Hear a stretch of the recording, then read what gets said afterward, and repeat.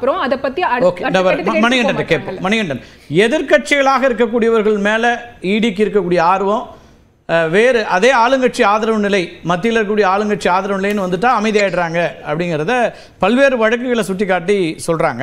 இப்போ அது ஏற்புடைய ஒரு வாதமா தெரியல உங்களுக்கு?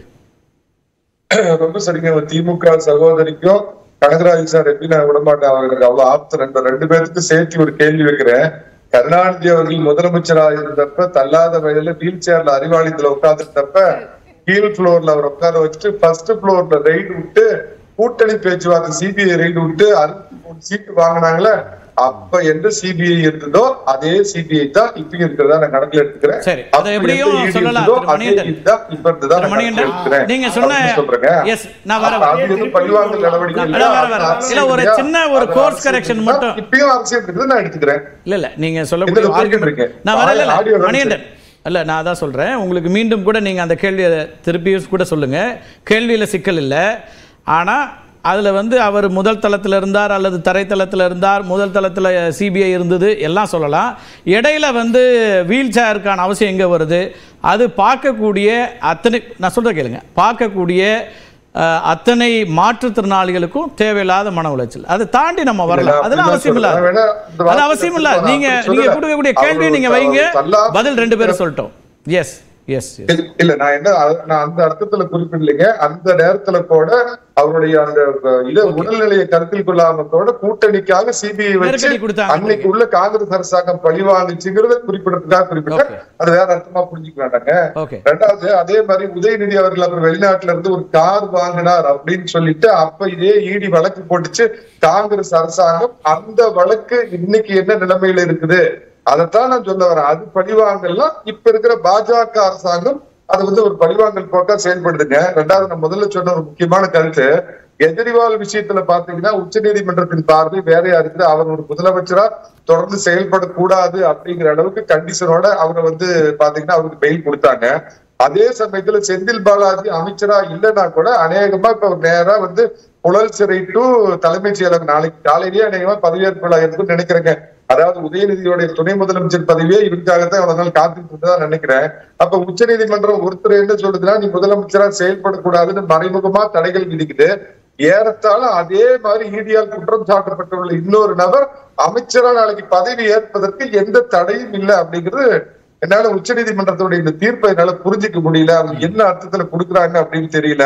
அப்ப அப்படி பாத்தீங்கன்னா கெஜ்ரிவாலுக்கு நடந்தது ஒரு அநீதி, செந்தில் பாலாஜிக்கு அந்த அநீதி நடக்கல அப்படிங்கிற பார்வையில நான் புரிஞ்சுக்கிறேங்க.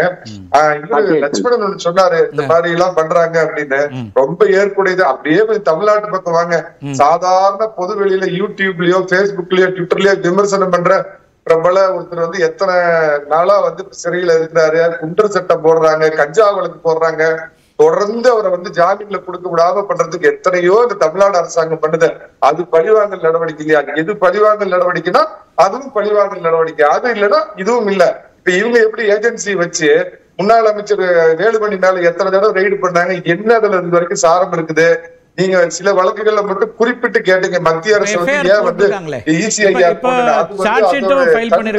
அப்ப நமக்கு பிடிக்காதவங்க எல்லாம் நம்ம லிஸ்ட் எடுத்து போட்டு எங்க மேல போடுங்க, நீங்களோ நானோ சொல்ல முடியாதுங்கிறதாங்க என்னுடைய பார்வை. இல்ல, திரு வேலுமணி உள்ளிட்டவர்கள் இப்ப எஃப்ஐஆர் சமீபமா பதிவு செய்யப்பட்டிருக்கிறதும் இருக்கு. திரு ஆசீர்வாதம் குறுக்கிட விரும்பினார், கேட்டுட்டு நான் கனகராஜ் உங்கள்கிட்ட வரேன். எஸ், வேற ஒண்ணுல ஒரு மணிகண்டன் சார் பேசும்போது தலைப்பு ஊட்டி அவர் கேட்டாரு ஒரு கேள்வி, அடுத்தது என்ன அமைச்சரவை மாற்றமானு நீங்க ஒரு தலைப்பு கொடுத்திருக்கீங்க.